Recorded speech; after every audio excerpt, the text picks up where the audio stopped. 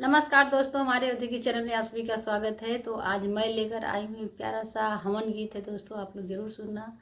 और प्यारा सा गीत है और बहुत पारंपरिक गीत है दोस्तों, गांव देहात में सब जगह गाया जाता है, आप लोग जरूर सुनना।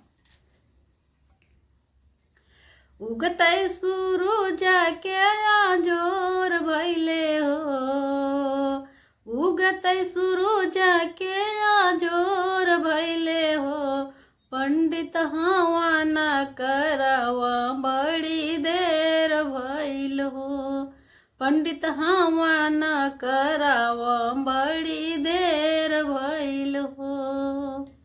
उगतै सूरज के जोर भइले हो, उगतै सूरज के जोर भइले हो, पंडित हवा न करवा बड़ी देर भइल हो, पंडित हवा न करवा बड़ी देर भइल हो।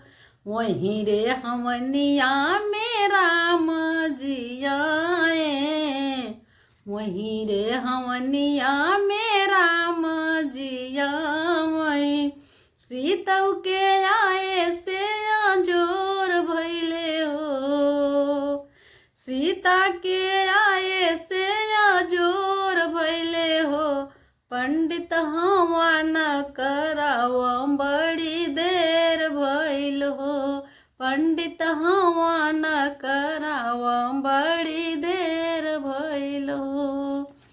उगतै सूरज के जोर भइले हो, उगतै सूरज के जोर भइले हो, पंडित हवा न करवा बड़ी देर भइल हो, पंडित हवा न करवा बड़ी देर भइल हो। वहीं रे हवनिया में ब्रह्मा जी आए, वहीं रे हवनी में ब्रह्मा जी आए, ब्रह्मा जी आए हो, ब्रह्मा जी आए, लक्ष्मी के आए से जोर भइले हो, पंडित हवा न करवा बड़ी देर भइल हो, पंडित हवा न करवा बड़ी देर भइल हो। वहीं रे हवनिया में कृष्णा जी आए, कृष्णा जी आए, हाँ कृष्णा जी आए, राधव के आए से जोर भइले हो, पंडित हवा न करवा बड़ी देर भइल हो, पंडित हवा न करवा बड़ी देर भइल हो।